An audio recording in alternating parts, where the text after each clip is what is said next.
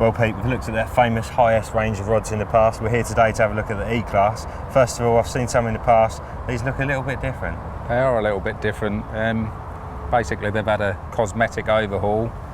It's now branded as the E-Class Gold. They used to have a real different reel seat on them as the most noticeable difference, and now we've gone for the clone seat on the main carp rods. There was a few people that didn't like the cosmetic look of it before. They loved the blank, but also there was a few people that were having some of the real big pit reels. They were struggling to, they could get them on, but for some reason the reel seat wouldn't stay tight, you know. So to bring them in line with the high S and the S, we put the clone seat on them, and yeah, they've been very well received. They certainly look the part. The nice little stainless fittings there. Yeah, very smart and tighty reel handles. Anything else that's different? Obviously the E-Class Gold is the E-Class. The whipping has changed colour. It used to be silver before, now it's gold. Just basically trying to slim and lighten everything down. There's a few additions to the range as well that's really exciting. I was going to say, we've got quite a few here. The Spomb rod, which when that first came out, everyone was sort of saying, a Spomb rod? What's the difference between a Spomb rod and a spod rod?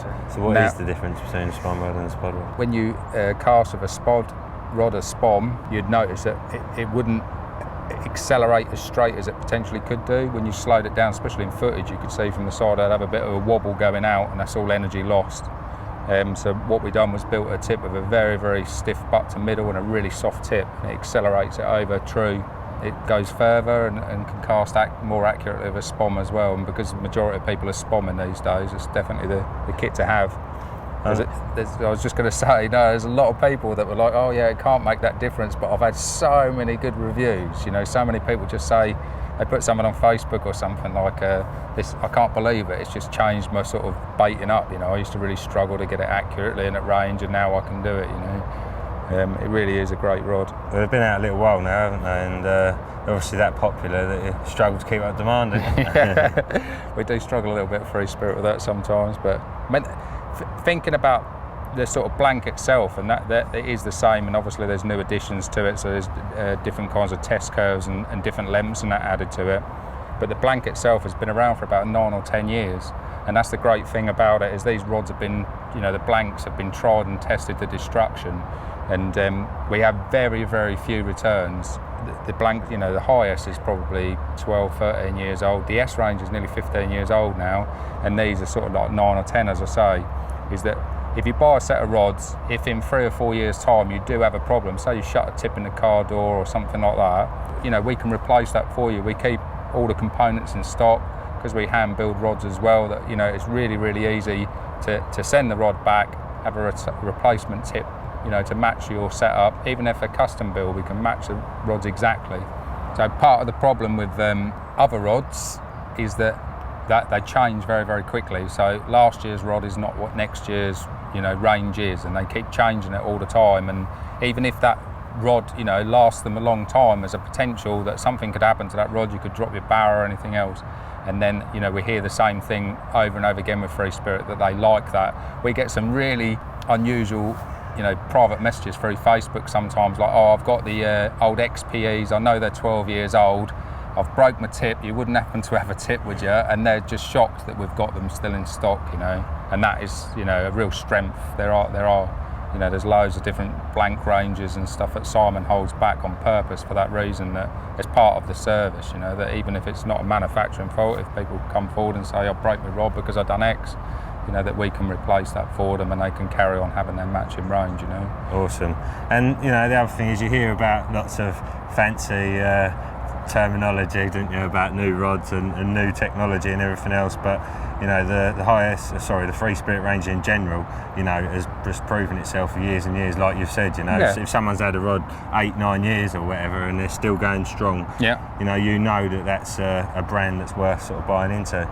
It's quite funny on Facebook at the minute, as opposed to me saying E-Class, they're great, buy them and things like that. What I do is I put a picture of an E-Class rod up and say, have you used these? Can you review them for us? And the comments that come flying down, they're reviewing their own products, kind of thing, you know. And it's really one of the interesting things about this range. I tend to use the S range, which is the second one in the range, really. So you've got high S, S and then E-Class, but there are rods in this range that I use. So the Spomb rod is one of them that I use.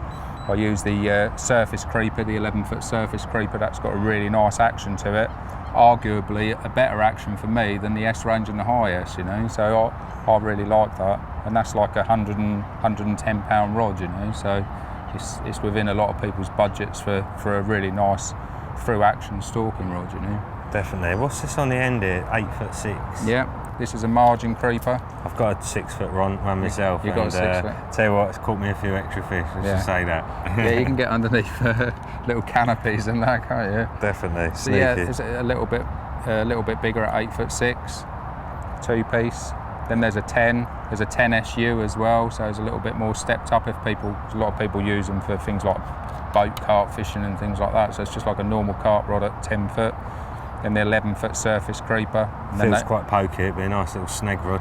Yeah, no, they've got a bit of. They're proper carp rods, you know. They're not 8'6" and weak. They've got a bit of backbone to them. Yeah. This isn't all of them. There's probably, you know, I don't know, 25, 30 rods in the whole of the range, because you've got the 40 mils, 50 mils. There's 12-foot 6s. One of the most popular rods in the whole of the range, which isn't actually in this selection here, is the 12-foot 3 1/4. Because you get a lot of people debating whether they want a 2 3/4 or a 3 1/2, and they just go for that. That's a really popular rod in the range. The 13-foot 3 1/2 SU, there's a 12-foot SU as well. That's an absolute animal, you know. Hutch has put that over 200 yards regularly. What's SU stand for? Stepped up. So it's just got a little bit more oomph to it, you know. There's all spods and marker rods and everything else in the range as well. The launcher, the LRS long range spod rod, is a very popular rod for people that can't decide whether they want a certain spod rod or a marker rod, so they tend to use it for both, you know, because it's got quite a, which is great for marking out as well. It's got quite a pokey tip on it, you know. So. And you do find, I mean, I do it myself. A lot of people these days tend to use one for both. You know, yeah. I'll have a lead around with it, yeah, and I'll clip the lead off and clip a spod or a spom on, yeah, and bait up with it as well, and it saves you carrying an extra rod, doesn't it? Yeah, definitely. I've only got one. I tend to do the same thing now with a spom rod. So it's got the markings on it again. You've got the 1 foot and 2 foot marks on it, so you can just quickly turn it over into a marker rod, you know. Super. So it's all out already, is it available? Yeah, it's all available. Yeah, it's all out there. And like I said, the reviews that we're getting back, you know, nothing's changed to some extent, because it's the same original materials and blank, so it's tried and tested. People have got utmost faith in it. It's just a cosmetic look now. You know, it's got a better feel to it. It's slightly lighter, you know, and it's been extremely well received. We have missed one thing though, and I've got one myself. Had it for years, and it's still going strong.